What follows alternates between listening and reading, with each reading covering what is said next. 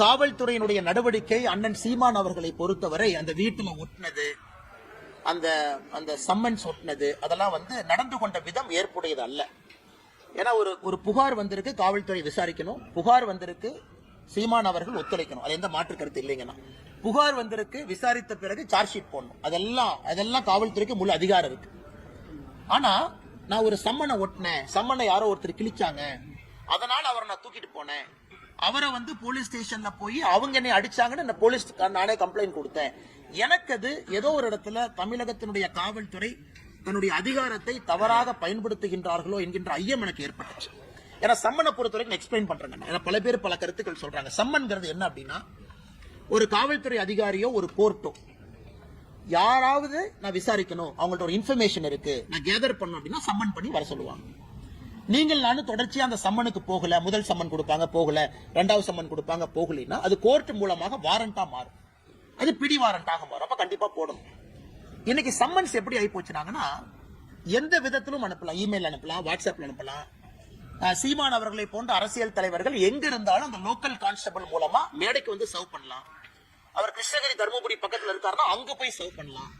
So வீட்டு வாசல்ல serve பண்றது எனக்கு புரியலீங்கன்னா, வீட்டுக்குள்ள போய் சீமான் அவர்கள் மனைவி கையில அந்த சம்மனை கொடுக்கலாம், அதான் முறை. வீட்டுக்குள்ள யார் இருக்காங்க அவங்க கையில சம்மனை கொடுத்து கையெழுத்து வாங்கி போட்டோ எடுத்துட்டு போவாங்க. நான் சம்மன் கொடுத்துட்டேன், நான் சம்மன் கொடுத்த பிறகு தப்பிச்சுட்டு போறாங்க அப்படின்னா அது வாரண்டா மாறும். இதுல எனக்கு ஆச்சரியம் என்னன்னா, கேட்ல ஒட்டுறது. கேட்ல யார்ட்ட ஒட்டுவாங்கன்னா, ப்ரொக்ளைம்ட் அஃபெண்டர் மேலதான் கேட்ல ஒட்டுவாங்க. அதாவது தேடப்படக்கூடிய குற்றவாளி கேட்ல ஒட்டுவாங்க, நான் பார்த்திருக்கேன். கோர்ட் ஒருத்தர குற்றவாளின்னு சொல்லி எஸ்கேப் ஆயிட்டாங்க, அவங்கள வீட்டு வாசல் ஒட்டுவாங்க, P1 சொல்லுவாங்க, ப்ரொக்ளைம்ட் அஃபெண்டர். ஒரு சீமான் அவர்களுக்கு வீட்டு வாசல்ல ஒட்ட வேண்டிய அவசியம் இல்லை என்பது என்னுடைய கருத்து. சரி, ஒட்டியாச்சு, அதை கிழிச்சிட்டாங்க.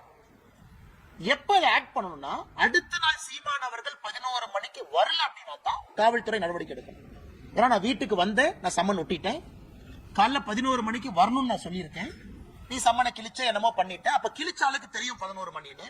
அப்ப நீ சீமான் அவர்கள்ட்டயோ அவங்க துணைவியாருக்கோ அவங்க நண்பர்களுக்கோ சொல்லியிருக்கணும். அடுத்த நாள் 11 மணிக்கு வரல அப்படின்னா நடவடிக்கை. அப்புறம் அவங்க இன்ஃபர்மேஷனை பார்த்து தானே கிழிச்சிருப்பாங்க.